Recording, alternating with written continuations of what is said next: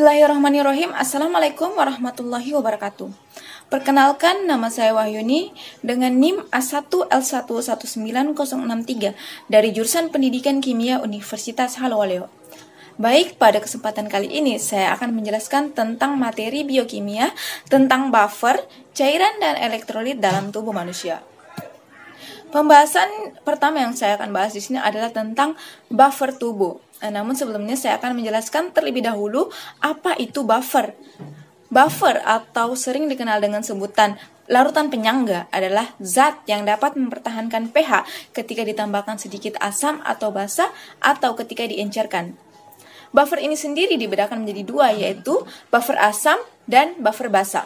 Buffer asam bersifat mempertahankan pH pada keadaan asam, yaitu pada pH di bawah 7, sedangkan buffer basa bersifat mempertahankan pH pada keadaan basa, yaitu pada pH di atas 7. Kemudian di sini yang akan saya jelaskan adalah tentang jenis sistem buffer dalam tubuh manusia. Reaksi kimia yang ada di dalam tubuh manusia merupakan reaksi enzimatis, yaitu reaksi yang melibatkan enzim sebagai katalis. Enzim sebagai katalis ini hanya dapat bekerja dengan baik pada pH tertentu. Oleh karena itu, di dalam tubuh, agar enzim tetap bekerja secara optimal, diperlukan lingkungan reaksi dengan pH yang relatif tetap. Untuk itu, maka di dalam tubuh diperlukan yang namanya larutan penyangga. Di dalam tubuh, larutan penyangganya itu ada beberapa jenis. Yang pertama adalah darah. Darah juga bersifat sebagai larutan penyangga. Di dalam darah, senyawa penyangga ini ada dalam bentuk H2CO3 dan HCO3-. Kedua senyawa ini memiliki sifat yang berbeda. H2CO3 bersifat asam, sementara HCO3- adalah basa konjugasinya. Seperti yang kita ketahui, larutan penyangga terdiri dari asam dan basa konjugasinya, atau basa dan asam konjugasinya. Bagaimana mekanisme darah yang berperan sebagai larutan penyangga? Itu saat kita makan makanan yang bersifat asam, maka secara kimiawi akan banyak ion H+ atau ion asam yang akan masuk ke dalam tubuh sehingga pH menjadi turun. Kemudian dengan adanya senyawa penyangga dalam darah ini mampu mengikat H+ sehingga pH darah kembali stabil. Untuk reaksi kimianya dapat dilihat pada slide, yaitu ketika H+ masuk maka akan bereaksi dengan HCO3 dan akan menghasilkan H2CO3. Kemudian, jika kita mengkonsumsi makanan basa, hal ini akan meningkatkan pH darah. Masuknya ion OH- atau ion basa dari makanan dan minuman yang kita makan akan ditangkap oleh senyawa penyangga. Kemudian untuk reaksinya dapat dilihat pada slide. Ketika OH- masuk, kemudian akan bereaksi dengan H2CO3 akan menghasilkan HCO3- ditambah dengan H2O. Seperti yang kita ketahui, H+ atau ion asam akan bereaksi dengan basa, sementara OH- atau ion basa akan bereaksi dengan asam. Untuk sistem larutan penyangga ini disebut juga sebagai larutan penyangga karbonat. Kemudian selain darah, ada juga yang sel sebagai penyangga di dalam tubuh. Di dalam sel tubuh kita ada senyawa penyangga dalam bentuk H2PO4 yang bersifat asam dan HPO42-, yaitu basa konjugasinya. Sama seperti darah tadi, apabila ada makanan asam atau H+ yang masuk ke dalam tubuh kita, maka akan diikat oleh senyawa basa konjugasi atau HPO42-. Sebaliknya, apabila ada makanan atau minuman yang mengandung basa masuk ke dalam sel, maka akan ditangkap oleh senyawa penyangga asam. Adapun reaksi untuk mengikat asam di dalam sel yaitu sebagai berikut, dapat dilihat pada slide, yaitu ketika H+ masuk akan bereaksi dengan HPO42- akan menghasilkan H2PO4-. Sementara yang mengikat basa di dalam sel, reaksinya juga dapat dilihat, yaitu ketika OH- masuk akan bereaksi dengan H2PO4 akan menghasilkan HPO42- ditambah dengan H2O. Untuk sistem penyangga ini disebut juga dengan penyangga fosfat. Kemudian kita masuk ke materi pengaturan sistem keseimbangan asam basa. Apa itu keseimbangan? Keseimbangan asam basa. Keseimbangan asam basa adalah suatu keadaan di mana konsentrasi ion hidrogen yang diproduksi setara dengan konsentrasi ion hidrogen yang dikeluarkan. Untuk sistem keseimbangan dalam tubuh ini dibedakan menjadi beberapa juga. Yang pertama ada yang namanya cairan intra dan ekstrasel. Cairan intrasel adalah cairan yang berada di dalam sel, sementara cairan ekstrasel adalah cairan yang berada di luar sel. Untuk cairan intrasel yang ada di dalam tubuh, untuk sistem keseimbangan asam basanya itu berbentuk H2PO4 yang bersifat asam dan HPO4 domin yang yaitu basa konjugasinya. Seperti yang telah dijelaskan tadi, sel sebagai penyangga di dalam tubuh. Ini termasuk dalam intrasel, sistem keseimbangan asam basa dalam bentuk intrasel. Kemudian pada cairan ekstrasel ada dalam bentuk H2CO3 dan HCO3-, yaitu yang terdapat di dalam darah atau berada di luar sel. Seperti untuk mekanismenya sendiri itu sudah dijelaskan sebelumnya seperti tadi. Kemudian selain cairan intrasel dan ekstrasel juga ada yang namanya sistem pernapasan. Sistem pernapasan juga ini dia berfungsi untuk sebagai keseimbangan asam basa. Seperti yang kita ketahui, paru-paru mengendalikan karbon dioksida pada proses pernapasan. Oleh karena itu juga mengendalikan kandungan asam karbonik dari cairan ekstraselular pada proses metabolisme. Paru-paru melakukan hal ini dengan menyesuaikan ventilasi sebagai respon terhadap jumlah karbon dioksida dalam darah. Selanjutnya tentang sistem pengaturan oleh ginjal. Untuk mempertahankan keseimbangan asam basa, ginjal harus mengeluarkan anion asam non-volatil dan mengganti HCO3-. Ginjal mengatur keseimbangan asam basa dengan sekresi dan reabsorpsi ion hidrogen dan ion bikarbonat. Ada 3 sistem buffer pada pengaturan oleh ginjal ini. Yang pertama asam karbonat, yang kedua buffer fosfat, dan yang ketiga pembentukan amonium. Sehingga dapat kita ketahui bahwa ginjal mengontrol pH tubuh dengan mengontrol keseimbangan asam basa melalui pengeluaran urin. Pengeluaran urin yang bersifat asam akan mengurangi kadar asam yang ada di dalam tubuh, sementara apabila pengeluaran urin bersifat basa akan menghilangkan kadar asam yang ada di dalam, menghilangkan atau mengurangi kadar asam yang ada di dalam tubuh. Kemudian seperti yang kita ketahui, pH normal manusia itu berkisar antara 7,3 sampai dengan 7,4, sehingga di dalam tubuh itu diperlukan yang namanya sistem penjaga dalam darah untuk membantu mempertahankan pH darah agar tetap konstan, yaitu pada pH sekitar 7,3. Kemudian dalam sistem penjaga ini ada yang namanya sistem penyangga bikarbonat. Seperti yang sudah dijelaskan tadi bahwa sistem penyangga bikarbonat ini berasal dari campuran asam karbonat atau H2CO3 dan basa konjugasinya yaitu HCO3-. Untuk reaksinya itu dapat dilihat pada slide, yaitu H2CO3 itu berasal dari reaksi HCO3 ditambah dengan H+. Untuk seorang pelari maraton itu dapat mengalami yang namanya asidosis atau penurunan pH yang disebabkan karena terjadinya proses metabolisme yang sangat tinggi, sehingga produksi bikarbonat juga sangat tinggi. Hal ini dapat mengakibatkan terjadinya gangguan jantung, ginjal, diabetes mellitus, dan diare. Kemudian untuk seorang pendaki gunung yang tidak menggunakan bantuan oksigen itu dapat mengalami yang namanya alkalosis. Alkalosis ini adalah terjadinya peningkatan pH tubuh.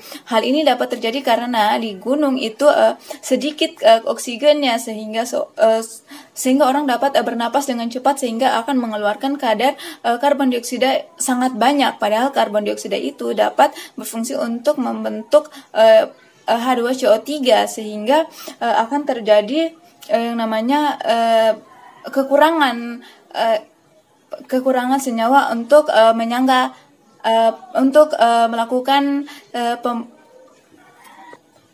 melakukan penyanggaan asam basa di dalam tubuh. Oleh karena itu, pengendalian konsentrasi asam karbonat ini dapat dicapai dengan perubahan laju dan volume pernapasan yang melepaskan atau mempertahankan karbon dioksida di dalam plasma darah. Kemudian selain itu ada juga yang namanya pengontrolan pH oleh paru-paru. Seperti yang kita ketahui, paru-paru akan merespon secara cepat terhadap perubahan kadar ion H dalam darah akibat rangsangan dari kemoreseptor pada pusat pernapasan, kemudian mempertahankan kadarnya sampai ginjal menghilangkan ketidakseimbangan tersebut. Selanjutnya masuk pada proses eliminasi.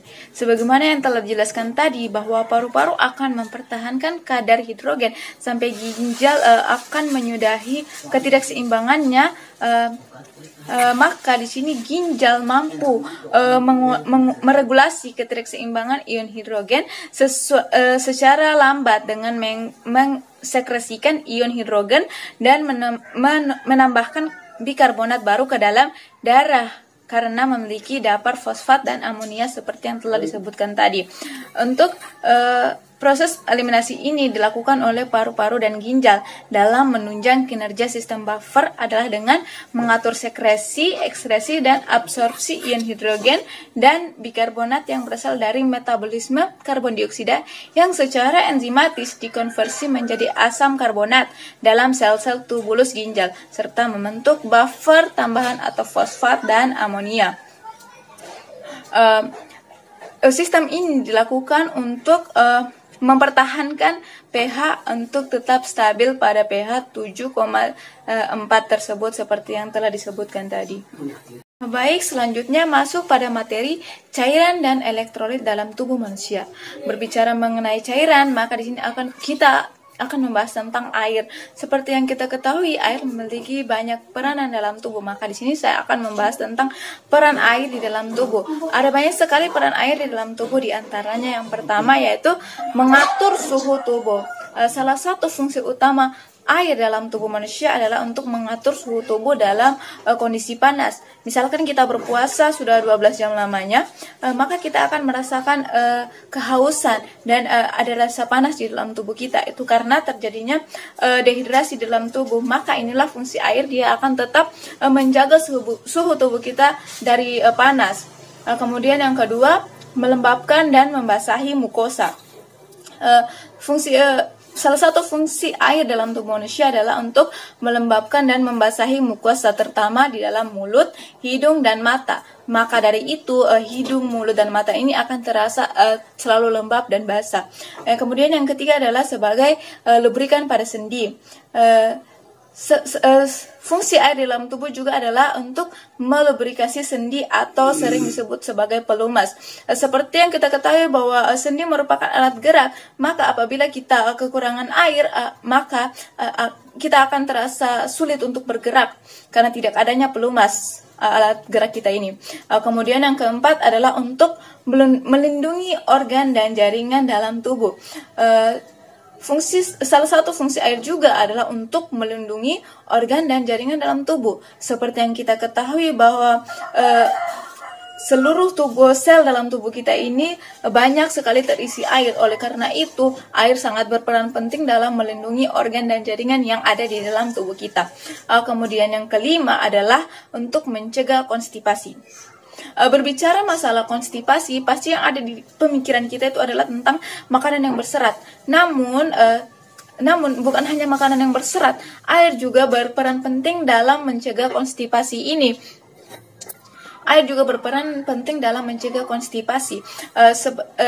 Sebelum dikeluarkan oleh tubuh, air terlebih dahulu akan diabsorpsi oleh tubuh, sehingga ketika kekurangan air, maka absorpsi yang terjadi dalam usus besar juga akan berkurang, sehingga akan terjadinya kesusahan dalam proses buang air besar. Kemudian selanjutnya adalah yang keenam, untuk melarutkan zat gizi. Seperti yang kita ketahui, air adalah berfungsi sebagai pelarut, maka air berfungsi di sini untuk melarutkan zat-zat gizi yang ada dalam tubuh kita menuju ke seluruh organ-organ tubuh kita. Ini sebenarnya fungsi darah, tetapi yang seperti yang kita ketahui juga bahwa 80% dalam darah itu adalah air. Jadi ketika kita kekurangan air, maka juga akan menghambat proses pelarutan zat gizi ini ke dalam tubuh kita. Kemudian yang selanjutnya, yang ketujuh adalah untuk membawa oksigen ke jaringan tubuh lainnya. Prosesnya sama halnya dengan untuk melarutkan zat gizi. Untuk pembawa oksigen juga ini dilakukan oleh air menuju ke seluruh jaringan tubuh kita. Apabila kita kekurangan air, maka pembawa oksigen ini akan berkurang. Dan yang kedelapan adalah membuang sisa metabolisme. Iya, air sangat berfungsi dalam proses pembuangan sisa metabolisme karena air berfungsi sebagai pelarut. Jadi ketika kita kekurangan air, maka akan berpengaruh juga pada proses pembuangan sisa metabolisme. Kemudian materi selanjutnya itu akan membahas tentang peran mineral dalam tubuh kita. Mineral adalah merupakan unsur kimia organik yang dihasilkan dari sisa makanan yang hancur karena terdegradasi atau hancur dalam suhu yang tinggi oleh bahan-bahan kimia. Mineral dibutuhkan juga oleh tubuh untuk mengaktifkan ratusan reaksi enzim dalam tubuh. Ada beberapa peran mineral yang akan saya jelaskan di sini. Yang pertama itu mineral kalsium untuk membangun tulang dan gigi yang bertanggung jawab pada kontraksi otot dan lain-lainnya. Yang kedua, magnesium mendukung struktur tulang, hati, menjaga keseimbangan alkalin tubuh. Yang ketiga, sodium menjaga keseimbangan elektrolit, volume cairan tubuh, dan impuls saraf. Yang keempat, potasium berfungsi untuk memaksimalkan membran sel dan penting untuk ritme jantung. Dan kemudian zinc untuk sistem protein, transportasi karbon dioksida, dan untuk fungsi seksual, metabolisme karbohidrat, dan menyembuhkan luka. Kemudian yang terakhir adalah besi, penting untuk formasi hemoglobin dan transportasi oksigen. Baik, itulah tadi penjelasan dari saya tentang materi buffer, cairan dan elektrolit dalam tubuh manusia. Lebih dan kurangnya mohon dimaafkan. Kritik dan saran yang bersifat membangun untuk perbaikan video ini sangat saya harapkan. Untuk itu saya tutup dengan ucapan wabillahi taufiq wal hidayah. Assalamualaikum warahmatullahi wabarakatuh.